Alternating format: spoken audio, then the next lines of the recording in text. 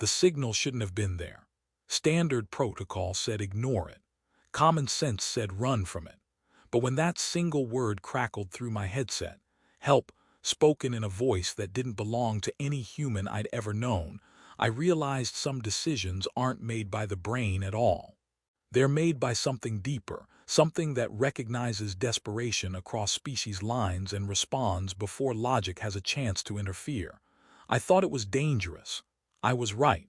I went anyway. The salvage kit made a rhythmic clank against Liam Garrett's thigh as he trudged through the canyon, and he'd already had 3 conversations with himself about turning back. The distress signal crackled through his headset again, that strange, warbling pulse that didn't match anything in the standard registry. It sounded almost like breathing, if breathing could be translated into electromagnetic waves. "This is definitely how horror vids start," he muttered, adjusting the filter on his breather mask. The red dust of Kepler 442b swirled around his boots in lazy spirals, and somewhere overhead, the colony's atmospheric processors hummed their endless song. His drone, affectionately nicknamed Junker because it was held together with solder and optimism, bobbled along beside him, emitting occasional electronic wheezes. The signal strengthened as he rounded a massive rust-colored boulder formation. Liam checked his handheld scanner, watching the blip intensify. 3 kilometers out, maybe 4.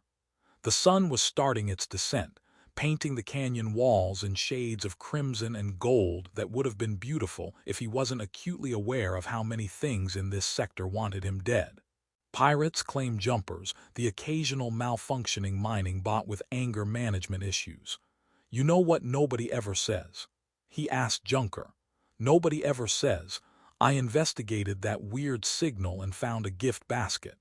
It's always carnivorous aliens or spatial anomalies or, and this is my personal favorite, both simultaneously." Junker beeped something that might have been agreement or might have been a failing gyroscope. Hard to tell. The crashed vessel emerged from the dust like a half-buried secret. It wasn't human-made. That much was immediately obvious. The hull curved in ways that defied conventional aerospace engineering, all organic angles and surfaces that seemed to shimmer even under the settling dust. Symbols marked its side, intricate and flowing, and they caught the dying light with an iridescence that made Liam's eyes water. He approached carefully, scanner raised. No radiation spikes, no biological hazards registering, no explosive materials detected, which somehow made it worse, because the absence of obvious danger meant the danger was probably just better hidden. "Hello." His voice sounded ridiculous even to himself. "This is Liam Garrett, Salvage Tech Station 47. I'm responding to your distress signal. If you're friendly, please indicate. If you're unfriendly, please give me a 30-second head start before the murder begins." Silence. Then faintly, a sound from inside the wreckage. Movement. Something alive. Liam's heart performed an entire gymnastics routine in his chest. His hand moved to the plasma cutter on his belt, not that it would do much good against anything seriously hostile. He'd once used it to fend off a territorial rock burrower, and had only succeeded in making it angry and slightly singed. "I'm coming in," he called, then added, slowly and with great reluctance. The hull breach was wide enough to squeeze through. Inside, emergency biolights flickered in the walls themselves, casting everything in an amber glow. The interior was small, clearly a personal craft, and decorated with the same flowing symbols. Technology he couldn't begin to identify lined the surfaces, some of it sparking weakly. Then he saw her. She was pinned beneath a collapsed support beam, orange skin luminous even in the dim light. Her ears, long and elegantly pointed, pressed back against her skull in obvious pain. Symbols traced across her arms and collarbone, glowing faintly in rhythm with her rapid breathing. Her eyes, large and dark, fixed on him with an expression that transcended species, fear, hope, desperation all mixed together. Their gazes locked. For a moment neither moved. Then she spoke, her voice rough but unmistakably clear. "Help." Liam dropped to his knees beside her, his scanner clattering against the deck plating. Up close, the symbols on her skin weren't tattoos or paint but something that moved beneath the surface, like bioluminescent circuitry mapped across flesh. He'd never seen anything like it, and he'd cataloged some truly bizarre things in 5 years on this dust ball. Okay, so, full disclosure, he said, already assessing the beam pinning her leg. My xenobiology training consisted of a 2-hour vid that was mostly about not licking unknown substances. So if you have any structural weaknesses I should know about, now's the time. She blinked at him, and he couldn't tell if she understood the humor or just thought humans were insane. Probably both. Her chest rose and fell rapidly, each breath making the symbols pulse brighter orange against her darker orange skin. It created a strange effect, like watching a sunset reflected in water. Your leg, he gestured, then felt stupid because obviously she knew about her leg. I need to lift this, it's going to hurt. Hurt, she repeated, the word strange in her mouth. She nodded once, sharp and decisive, then gripped the edge of a nearby console. Liam positioned his hands under the beam. The metal was warm, almost hot, and when he pushed, it didn't budge. He tried again, muscles straining. Nothing. Right, new plan. He pulled the plasma cutter from his belt. I'm going to cut through part of this. The sparks might be alarming, but they're normal. Well, normalish. Try not to panic. Panic? She sounded out the syllables like she was tasting them. Yeah, that thing you do when everything's on fire and you're screaming. He activated the cutter, blue-white flame sprouting from its tip. I'm intimately familiar with it. He worked carefully, cutting a section of the beam while trying not to think about what would happen if the whole structure decided to collapse. Sweat dripped into his eyes.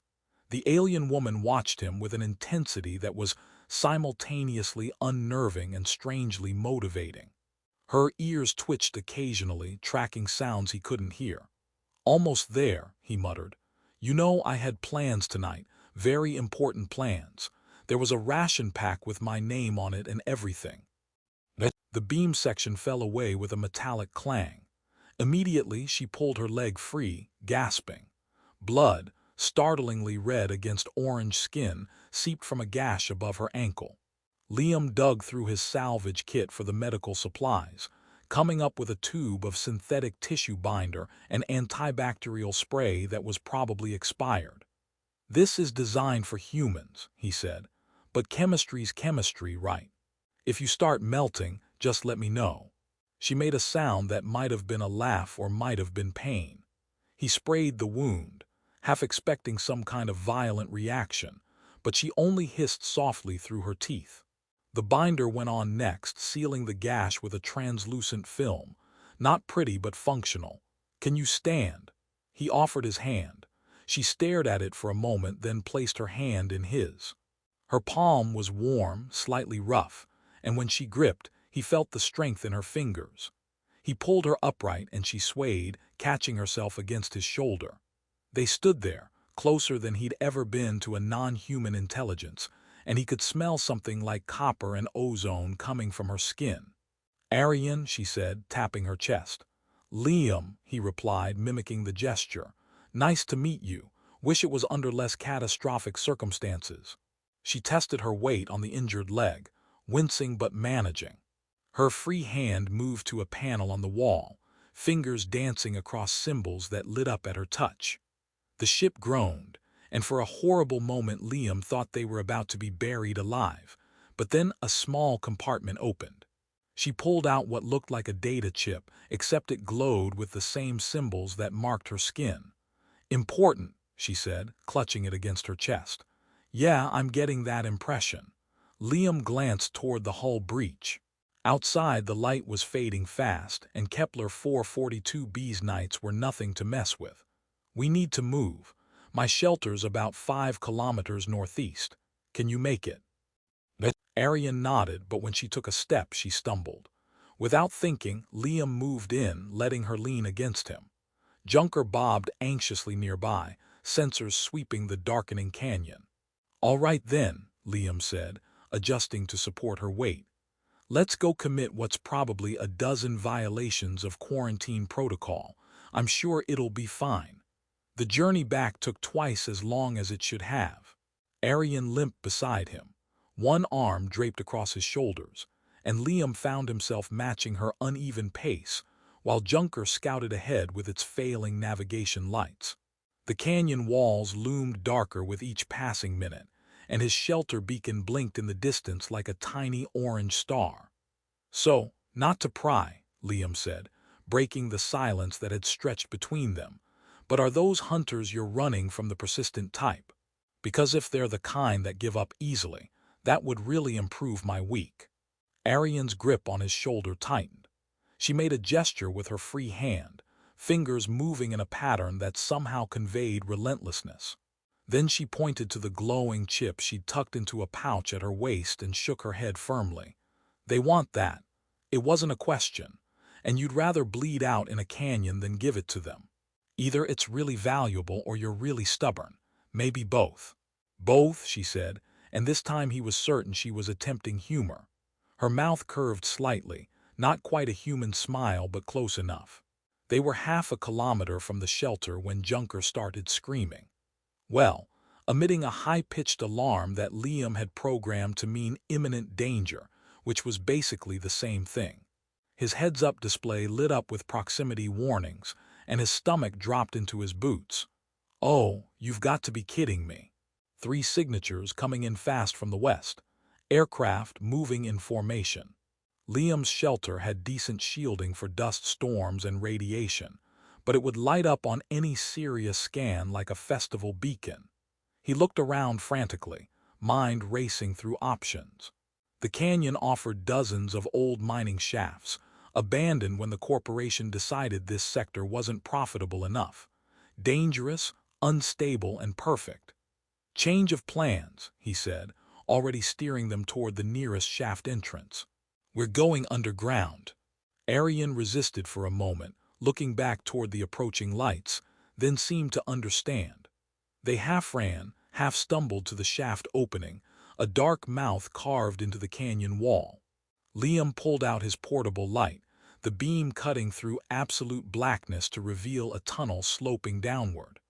"I'm just going to pretend this isn't how every horror story begins," he muttered, guiding them inside. The tunnel was narrow enough that they had to move single file. Liam went first, light in one hand, the other steadying himself against the rough-cut walls. Behind him, Ariyen moved with surprising grace despite her injury, her long ears swiveling to catch every sound. Junker brought up the rear, sensors dimmed to avoid detection. They'd gone maybe 50 meters when Liam's motion detector pinged again. The hunters were close, searching. He found a small alcove where maintenance equipment had once been stored and pulled Ariyen into it. The space forced them together, his back against stone, her pressed against him. He could feel her heart racing, or maybe that was his own. "Okay, new rule," he whispered. "Nobody breathe loudly, nobody sneeze. And if you have any glowing body parts that can't be turned off, now's the time to mention it." The symbols on her skin had dimmed to almost nothing in the darkness. She raised one hand, pressing a finger to his lips in a universal gesture for silence. Her skin was warm against his mouth, and he nodded understanding. Minutes crawled past. Sounds echoed from outside, mechanical whirring, and something that might have been speech in a language that hurt his ears. Ariyen's hand moved from his lips to grip his arm, her fingers digging in with barely controlled fear.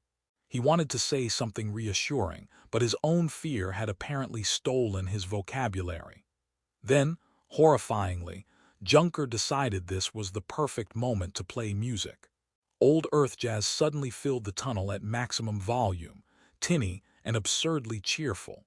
Liam nearly died on the spot. He lunged for the drone, slapping at controls in the dark while Ariyen made a sound that was definitely a laugh despite everything. He finally killed the audio, then froze, waiting for the hunters to come pouring in. Nothing happened. More minutes passed.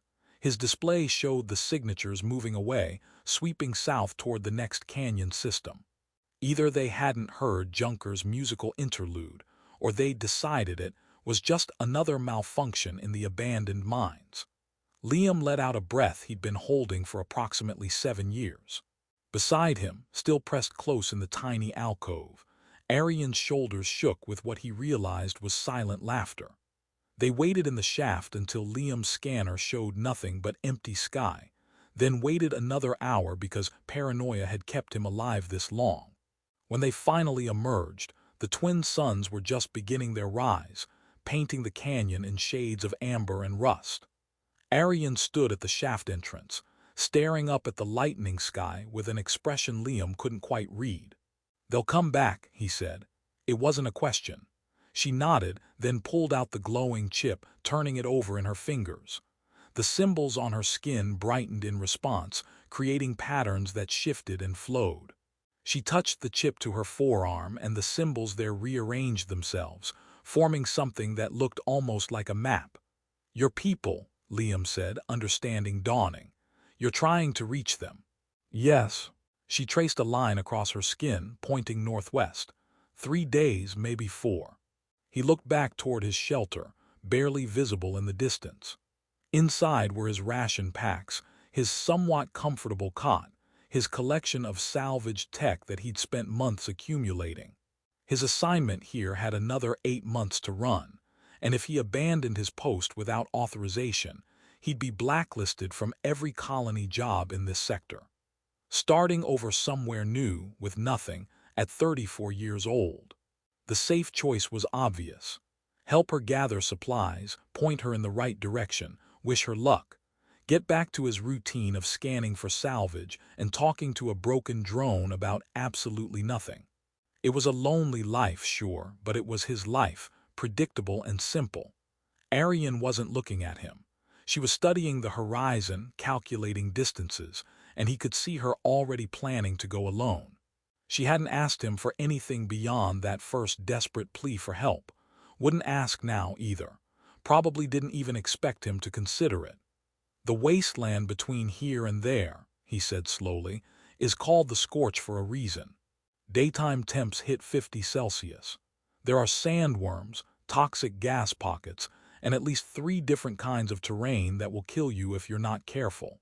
She looked at him then, those dark eyes unreadable. "Also, my ration packs are terrible," I snore, "and I have a tendency to make inappropriate jokes when I'm terrified, which will be constantly." He paused. "Just so you know what you're getting into if I come with you." Her ears lifted slightly, and this time her smile was unmistakable. She said something in her own language, musical and complex, then switched to human speech. "You come." "Yeah, apparently I'm an idiot." He turned back toward his shelter.